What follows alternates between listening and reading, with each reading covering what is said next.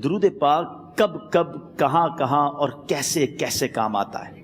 ایک بہت ہی خوبصورت واقعہ، بڑا ایمان افروز واقعہ ہے جو میں آپ کے سامنے پیش کرتا ہوں۔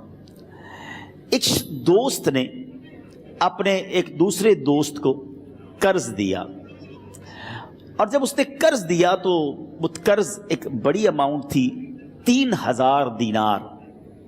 وہ ٹائم آ گیا جب اس ٹائم وہ قرض لینے کے لیے اپنے دوست کے پاس گیا کہ بھائی مجھے میرے پیسے واپس دو، تو اس نے کہا کہ پیسے تو نہیں ہے میرے پاس، میں کولیپس ہو گیا ہوں، بزنس اب میرا ختم ہو گیا ہے، میں تمہاری رقم نہیں دے سکتا۔ اس نے ایک اور ٹائم دے دیا اسے کہ ٹھیک ہے اب اتنے وقت دنوں کے بعد میں دے دوں گا۔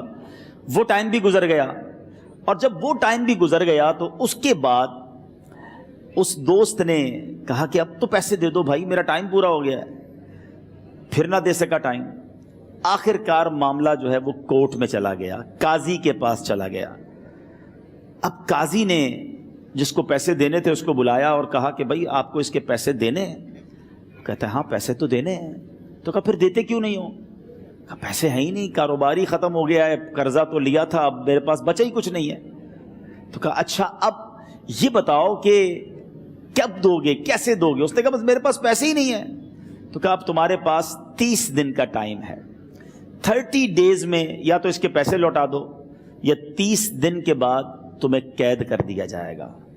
یہ شخص اب گھر آیا، پیسے تو تھے نہیں، مگر شاید علماء نے لکھا کتابوں میں، یہ واقعہ کئی بڑی بڑی کتابوں میں لکھا اور درود پاک کے فضائل کی بڑی بڑی کتابوں میں لکھا، اور اس شخص نے سوچا کہ اس نے ایک حدیث پاک پڑھی ہوئی تھی کہ جس میں یہ نبی پاک علیہ الصلوۃ والسلام نے فرمایا ہے، جس کا مضمون ہے کہ جو شخص پریشان ہو، مصیبت زدہ ہو، اسے چاہیے کہ مجھ پر کثرت سے درود پاک پڑھے، کیونکہ درود پڑھنا مصیبتوں اور پریشانیوں کو لے جاتا ہے۔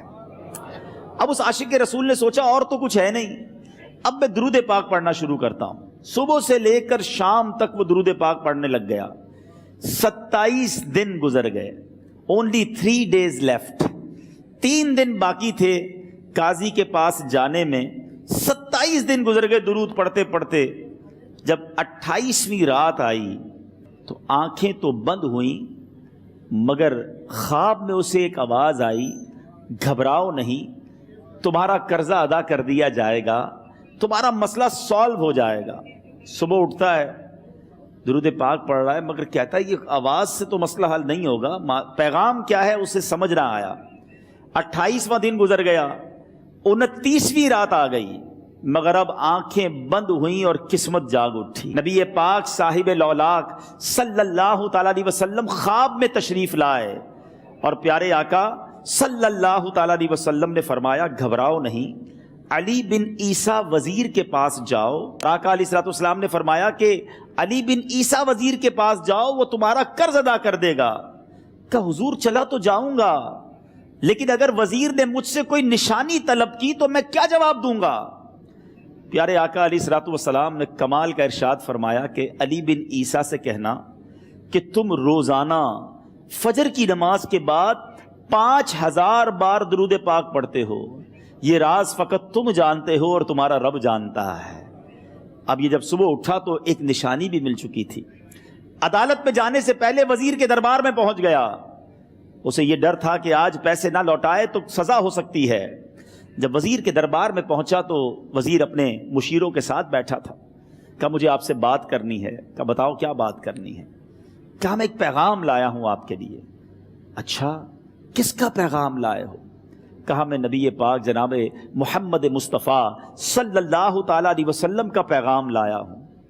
وہ عاشق رسول وزیر تھا، کہتا بتاؤ میرے آقا نے کیا پیغام دیا ہے؟ کہا حضور میں 3000 دینار کا مقروض ہوں، آج آخری دن ہے، اور میرے آقا نے مجھے بشارت دی ہے کہ آپ سے کہوں کہ آپ میرا قرض ادا کر دیجئے۔ علی بن عیسیٰ کہتا ہے کوئی ثبوت ہے آپ کے پاس؟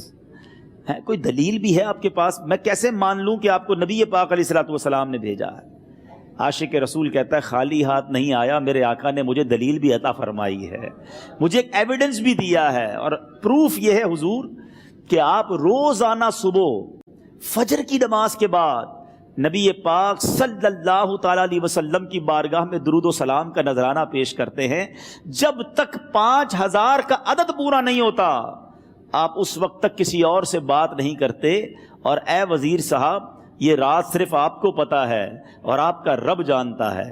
اللہ اکبر۔ وہ وزیر تو جس کو کہے نا جھوم اٹھا، ایسا عاشق رسول وزیر تھا جو روزانہ صبح 5000 درود پڑھتا ہو، اس کی تو عید ہو گئی نا۔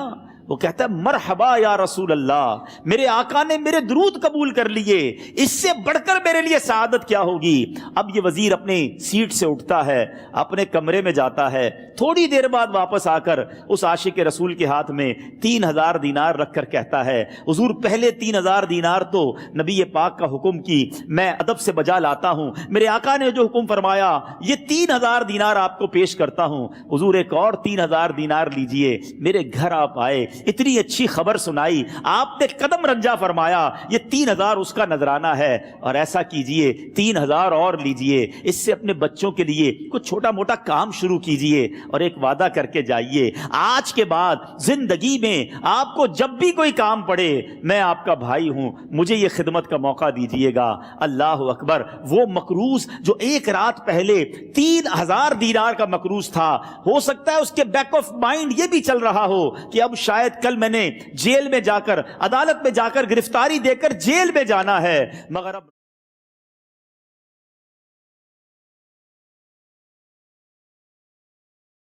9000 دینار ہاتھ میں ہیں۔ عاشق رسول جھومتا ہوا نبی پاک کی یاد میں گھومتا ہوا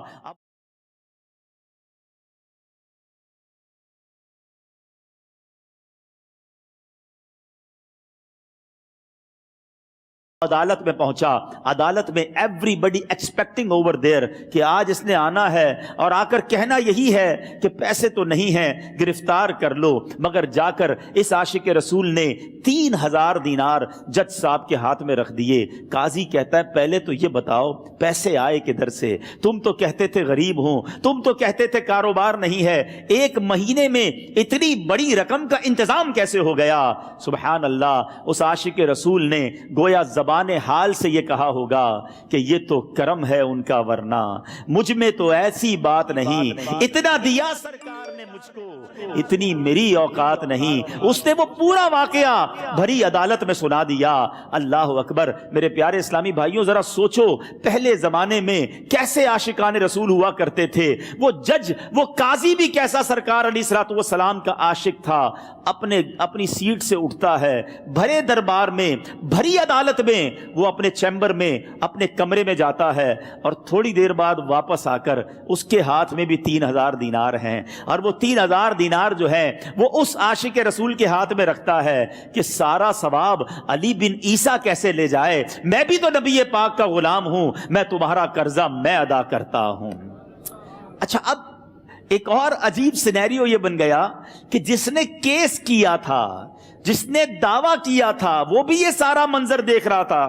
کہتا ہے جج صاحب ذرا رکیے، میں بھی اپنے آقا کا امتی ہوں، اور ایک کام کیجئے قلم کاغذ منگوائیے، اس عاشق رسول کا قرضہ ہی میں معاف کر دیتا ہوں۔ اچھا، اب عاشق رسول نے وہ واپس 3000 دینار جو جج صاحب نے دیے تھے وہ واپس جج صاحب کو دیے کہ حضور یہ پیسے آپ ہی رکھ لیں، قرضہ ہی معاف ہو گیا، اب آپ کے پیسے کا میں نے کیا کرنا ہے؟ جج صاحب کہتے ہیں جو پیسے نبی پاک کے نام پر نکالے ہیں اب مجھے واپس نہیں چاہیے، یہ بھی تم اپنے ساتھ لے جاؤ۔ اللہ اکبر۔ میرے میٹھے اسلامی بھائیوں، وہ عاشق رسول ایک رات پہلے 3000 دینار کا مقروض ہے، اب 12000 دینار لے کر گھر کو واپس جا رہا ہے۔ اس ایک واقعے کے اندر جو ہم سب کے لیے درس ہے، جو ہم سب کے لیے پیغام ہے، شاعر لکھتے ہیں نا، دکھوں نے تم کو جو گھیرا ہو تو درود پڑھو، دکھوں نے تم کو جو گھیرا ہو تو درود پڑھو، جو حاضری کی تمنا ہو تو درود پڑھو۔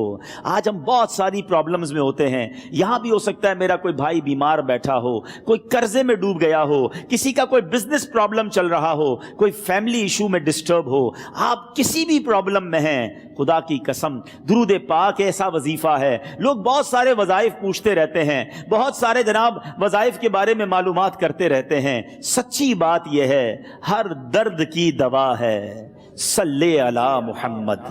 ہر درد کی دوا ہے، صلی علی محمد، تعویذ ہر بلا ہے، صلی علی محمد۔ تو خدا را اپنی زندگی میں درود پاک کو شامل کر لیجئے، اور آپ بلیف کریں جب آپ نے کثرت سے درود پاک پڑھنے شروع کر دیے، آپ اپنی آنکھوں سے دیکھیں گے آپ کے پرابلم دور ہو رہے ہیں، آپ کی صحت اچھی ہو رہی ہے، آپ کے قرضے اترنے شروع ہو گئے ہیں، روزگار میں آپ کے برکت ہونا شروع ہو جائے گی، آپ کے چہرے پہ نور آنا شروع ہو جائے گا، آپ کی زبان میں اثر آنا شروع ہو جائے گا۔ صلو علی الحبیب صلی اللہ تعالی علی محمد۔ مجھے اپنی اور ساری دنیا کے لوگوں کی اصلاح کی کوشش کرنی ہے۔